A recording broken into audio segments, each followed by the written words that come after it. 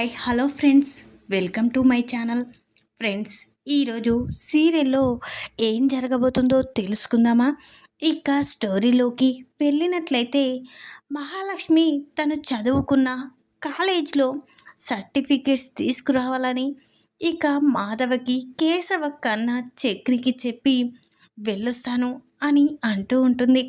అప్పుడే కేశవ కన్నా చక్రి మాధవ ఇక డబ్బులు తీసుకోమ్మా అని ఇస్తూ ఉంటారు.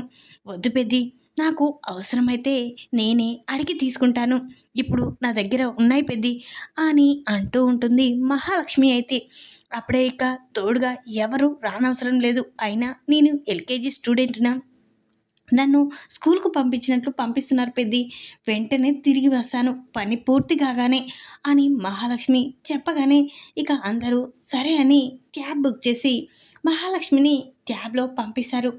అప్పుడే నారాయణ కేశవ అన్న మాటలన్నీ గుర్తుకు చేసుకుంటాడు.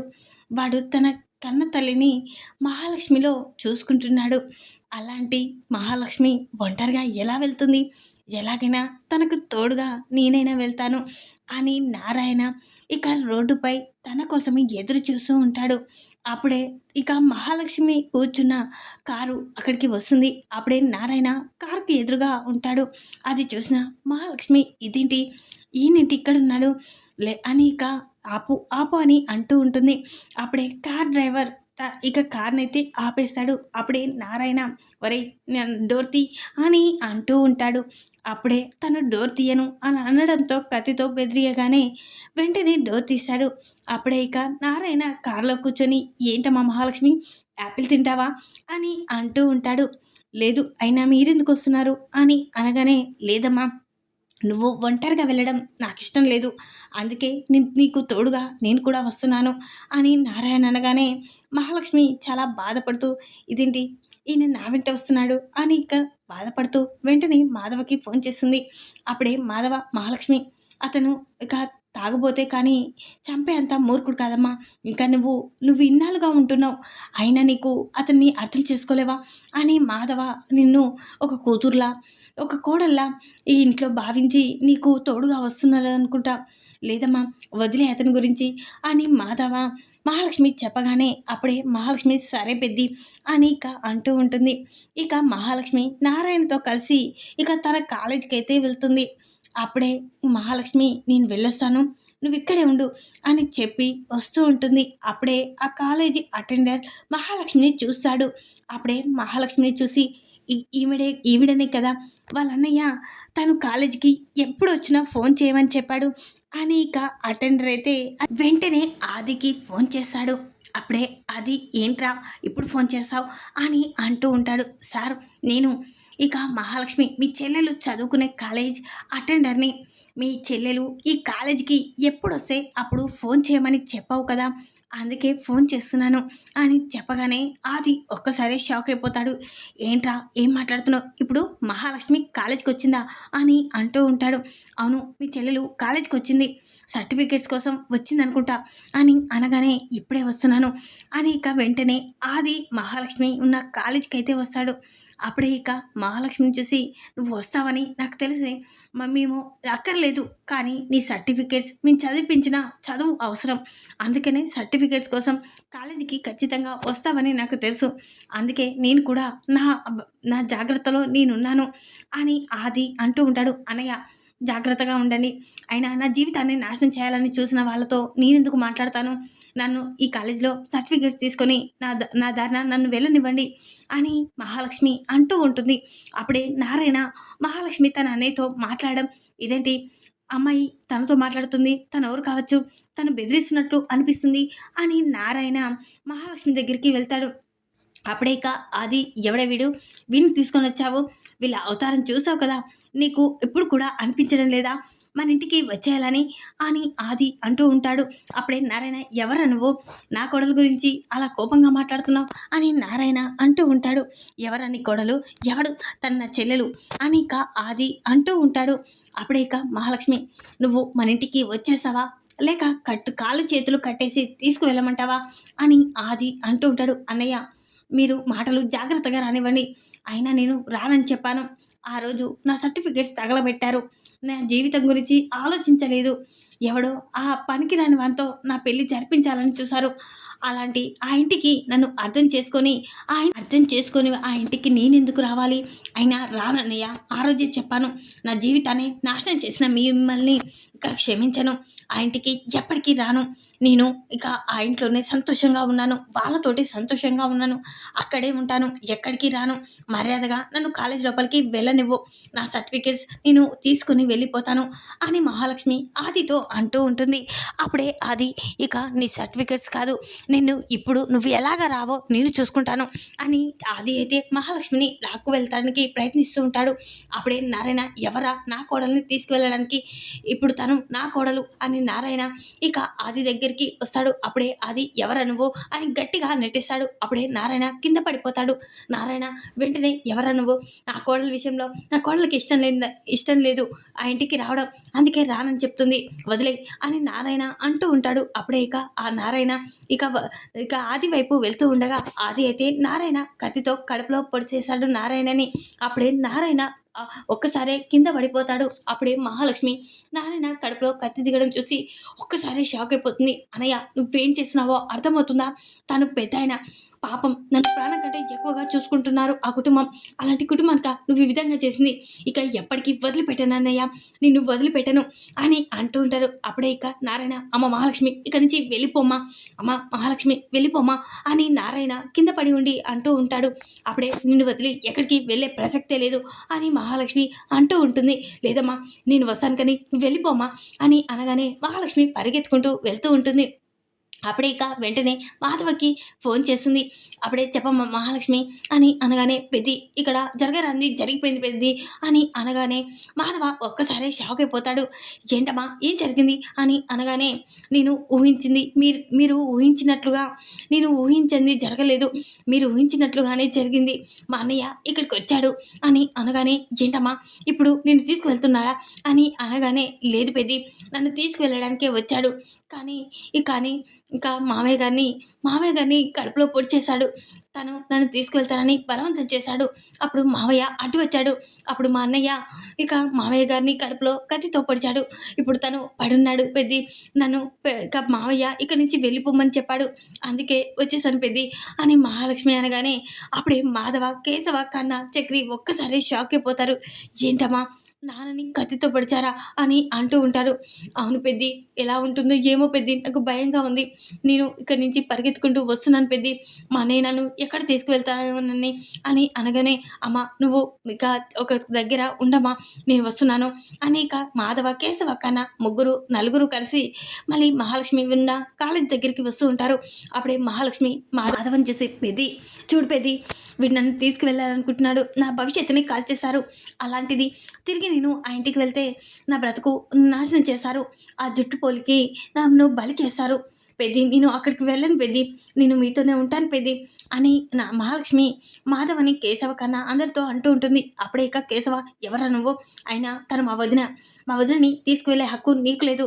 ఇప్పుడు మా చక్రి వాళ్ళ భార్య ఇప్పుడు తను, కాబట్టి ఎవరు తీసుకువెళ్ళే హక్కు లేదు. ఇప్పుడే పోలీస్ స్టేషన్కి ఫోన్ చేశాను అని అనగానే, అప్పుడే ఇక ఎవరు నువ్వు అని అంటూ ఉంటాడు. అదే అయితే ఇప్పుడే పోలీస్ స్టేషన్కి ఫోన్ చేసి నిన్ను అరెస్ట్ చేస్తాను అని అంటూ ఉంటాడు కేశవ. అయితే అప్పుడే ఇక ఆది అయితే, ఎలా చేసావో నేను చూస్తాను, రావే అని లాక్కు వెళ్తూ ఉండగా మహాలక్ష్మి, అన్నయ్య నువ్వు ఒక్కడుగు ముందుకేసే, చంపేస్తాను, ఇప్పుడే నిన్ను అరెస్ట్ చేశాను, అన్నయ్యని కూడా చూడను, మర్యాదగా నేను రానని చెప్పాను, వెళ్ళిపోండి, నేను చచ్చానని ఆ రోజే మీరు నీళ్లు పోసుకున్నారు, అలాంటిది ఇప్పుడు మళ్ళీ తీసుకుపోవడం ఏంటి?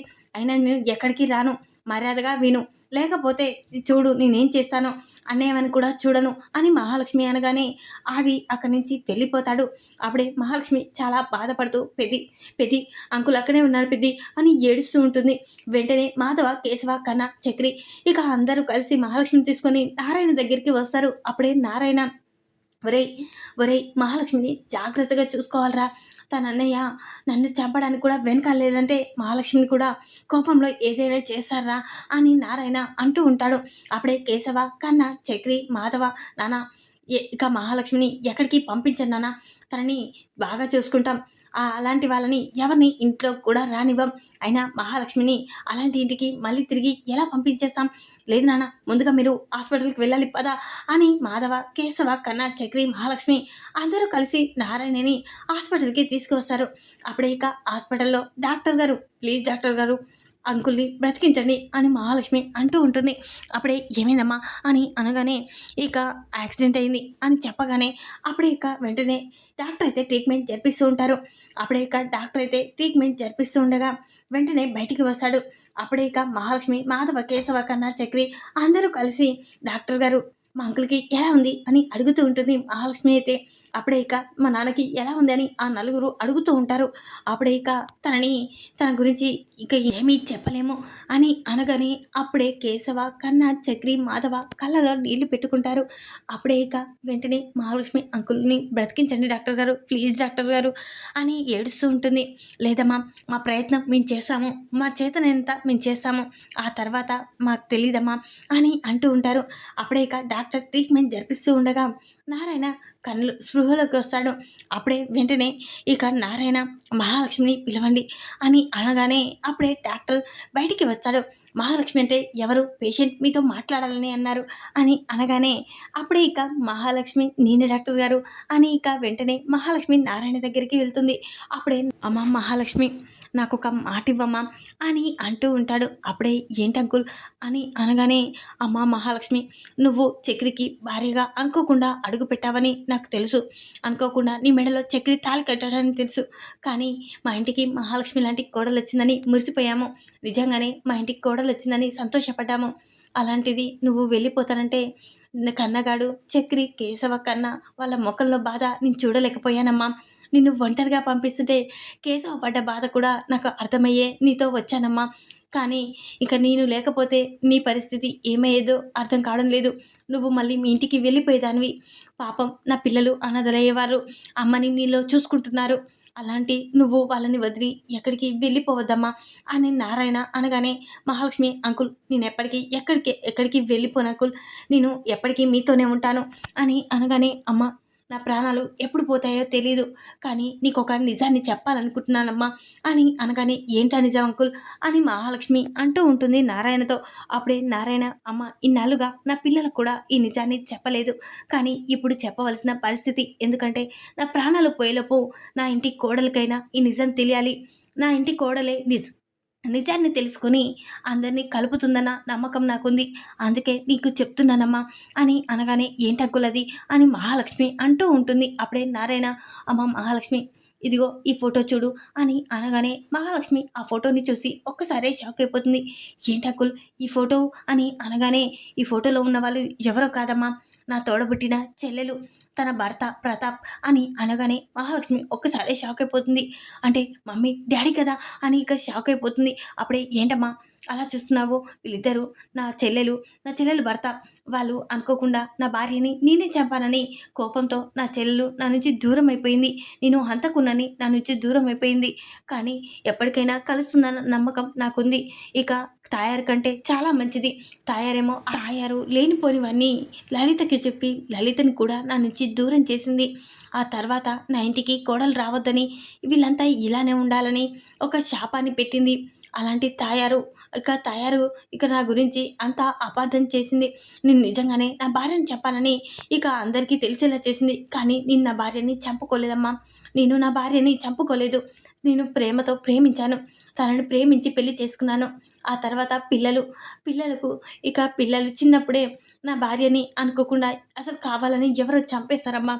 ఆ నింద నాపై వేశారు, నేను తాగుబోతును కదా, ఆ నింద నాపై వేశారు అని నారాయణ అంటూ ఉంటాడు. అప్పుడే మహాలక్ష్మి షాక్ అయిపోతుంది. అంటే నా చెల్లెలు ఇప్పుడు నీకు ఇదంతా ఎందుకు చెప్తున్నానంటే నా చెల్లెలు లలిత, మా బావ ప్రతాప్ వీళ్ళిద్దరినీ ఇక నా ఇంటికి తిరిగి వచ్చేలా ఎప్పటిలాగా మా కుటుంబంతో సంతోషంగా ఉండేలా నువ్వే చేయాలమ్మా. ఇక మేనమామ మేనత్త ఉన్నారని ఇక మాధవ, కేశవ, కన్నా, చక్రికి నువ్వే తెలియజేయాలమ్మా. నేను పోయినాకైనా వాళ్ళందరినీ కలిపే బాధ్యత నీదమ్మా అని నారాయణ మహాలక్ష్మికి చెప్పగానే అప్పుడే మహాలక్ష్మి కళ్ళలో నీళ్లు తిరుగుతాయి. మావయ్య అని అంటూ ఉంటుంది. అప్పుడే నారాయణ అమ్మ మళ్ళొకసారి అనమ్మా అని అంటూ ఉంటాడు. మావయ్య అని మహాలక్ష్మి అనగానే ఇక అప్పుడే నేను మావయ్య అని చక్రి విధంగా అనలేను మావయ్య, నువ్వు నాకు నిజంగానే మేనమావవి, లలిత ఎవరో కాదు మా అమ్మ, ప్రతాప్ మా నాన్న అని చెప్పగానే నారాయణ చాలా సంతోషపడతాడు. ఏంటమ్మా నువ్వు అనేది, నువ్వు నా చెల్లెలు కూతురువా అని అంటూ ఉంటాడు. అవును మావయ్య, నేను లలిత ప్రతాప్ల కూతుర్ని, ఈరోజు నిన్ను కత్తితో పొడిచాడే వాడు నా అన్నయ్య అని చెప్పగానే నారాయణ కళ్ళలో నీళ్లు తిరుగుతాయి. అంటే నా మేనల్లుడే నన్ను చంపాలని చూశాడా అని నారాయణ చాలా బాధపడుతూ ఉంటాడు. అప్పుడే ఇక మావయ్య, ఇక అందరినీ నేను కలుపుతాను, నేను ఎప్పటికీ ఆ ఇంటికి కోడలుగానే ఉంటాను, ఆ ఇంటిని మళ్ళీ తిరిగి అత్తయ్య ఉన్నప్పుడు బృందావనంలా ఎలా ఉందో అదే విధంగా తయారు చేశాను, ఖచ్చితంగా అందరినీ ఒకటి చేశాను, కానీ నువ్వు ఇంకేం కాదు మావయ్య అని మహాలక్ష్మి అంటూ ఉంటుంది. అప్పుడే ఇక నారాయణ, లేదమ్మా నాకు ఖచ్చితంగా నా ప్రాణం పోతుందని అర్థమైపోతుంది, అందుకే ఈ నిజాన్ని చెప్పాను. ఈ నిజం ఇక అందరినీ కలిపేలా ఉండాలి, నువ్వే నా కోడలిగా, నా ఇంటి కోడలిగా ఇంటి అందరినీ ఒకటి చేయాలని అన్నదే నా కోరికమ్మ అని ఇక అంటూ ఉంటాడు. అప్పుడే మహాలక్ష్మి, మావయ్య నేను ఖచ్చితంగా అమ్మని నాన్నని తిరిగి మళ్ళీ ఎప్పటివాదిగా ఆ ఇంటికి వచ్చేలా చేస్తాను, నేను ఆ ఇంటికి కోడలిగా ఉండి నా నేనేం చేశానో చూడండి అని మహాలక్ష్మి అంటూ ఉంటుంది. అప్పుడే ఇక నువ్వు మాటివ్వమ్మా ఎప్పటికీ ఆ ఇంటికి కోడలిగా ఉండాలి అని, చక్రికి భార్యగా ఉంటానని, కన్నా కేశవల అందరితో ఇప్పుడు ఏ విధంగా ఉంటున్నావో ఎప్పటికీ అదే విధంగా ఉంటానని, అటు మీ అమ్మ నాన్నలకి కూడా ఈ కేశవ కన్నా మాధవ చక్రిలకి తన మేనమామని తెలియచేయాలి, ఇక నువ్వు నా ఇంటిని తీర్చిదిద్దుతావని అనుకుంటున్నానమ్మా అని అంటూ ఉంటాడు. నారాయణ అయితే అప్పుడే మహాలక్ష్మి మాటిచ్చి చెప్తుంది, ఎప్పటికీ నేను ఆ ఇంటి కోడలుగానే ఉంటాను మావయ్య అని మహాలక్ష్మి నారాయణని అర్థం చేసుకుంటుంది. అప్పుడే నారాయణ కన్ను మూస్తాడు. నారాయణ అయితే ఈ విధంగా తన చివరి క్షణంలో ఇక మహాలక్ష్మికి అయితే ఇక గుండె పగిలే నిజాన్ని అయితే బయట పెడతాడు. ఈ వీడియో కనుక మీకు నచ్చినట్లయితే లైక్ చేయండి, మరిన్ని వీడియోల కోసం ఛానల్ని సబ్స్క్రైబ్ చేసుకోండి ఫ్రెండ్స్. Thanks for watching.